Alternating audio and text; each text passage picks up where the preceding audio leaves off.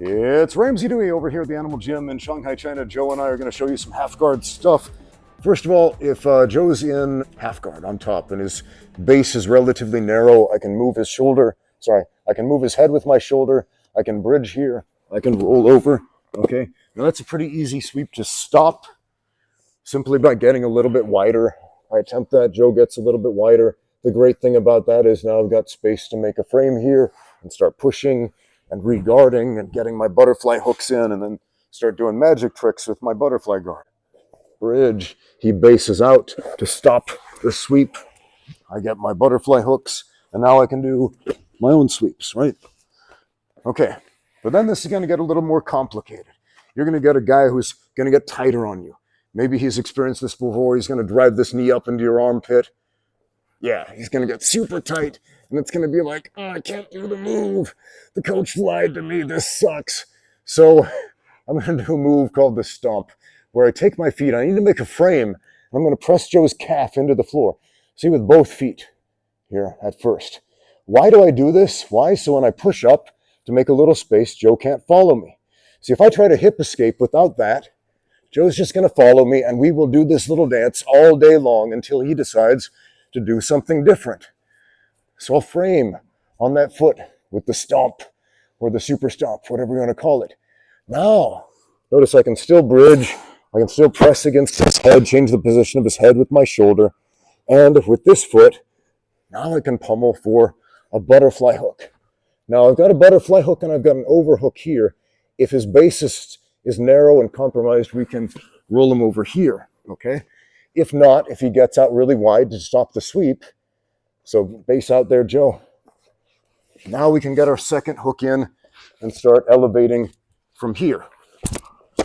So I can flounder and waste lots of energy on the bottom here. So I'll make a frame on the calf. There's a reason I use 2 feet. If Joe gets really tight and I try to use this foot, which is what I need, I might slip. I might not be able to reach. Joe's got shorter legs than I do. I've got longer legs, right? I think he's triangle. Go ahead, triangle your legs. Right, so we ran into this problem in class today. We're trying to do the stomp. We're trying to get the hook in. It's not working because he's too tight. He's too high. But look, he's narrowed his base again. So we're going to go back to plan A. Bridge and roll, okay? So that windmill escape without a partner, all that is a bridge and roll. One arm comes up, one comes down, and we're going to turn over, boom, like that, just like the basic upa. So let's do the whole sequence again. So he's very high, very tight, okay? Trying to get this, trying to make space, trying to stomp this to the floor. I can pull up on that shoulder. This is also a frame. If you got a really obstinate guy, right? Try to roll him over. He's gonna jump back on top. He won't be swept. Nobody goes down that easily. But now we can get our secondary butterfly hook in and now start fighting from here.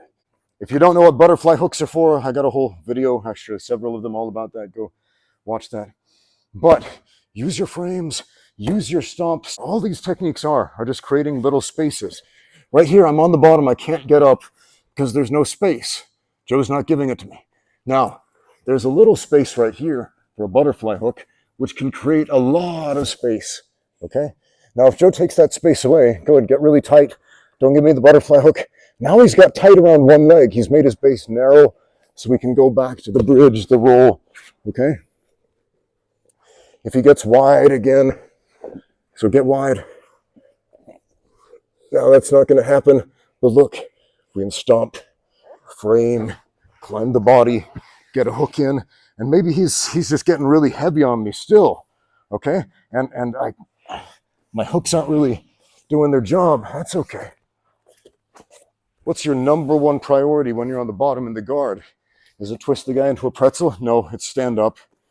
We have to remember the half guard. Let's say I beat him to the underhook here, which is ideally what we should do anyway. I want the underhook.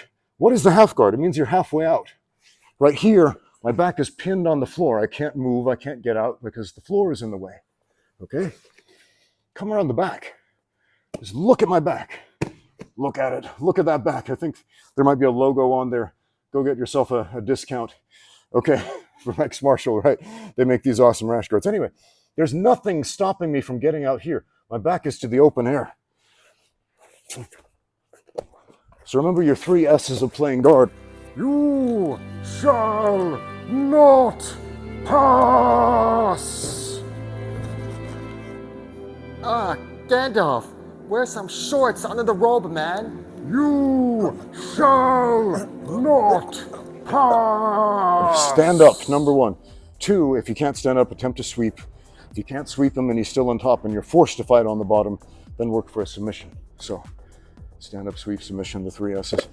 Thank you for watching. Now get out there and train. And as always, use my code RAMSEY10 for 10% off everything at xmartial.com for rash guards, shorts, fightwear, and more. Thanks for watching. Now get out there and train.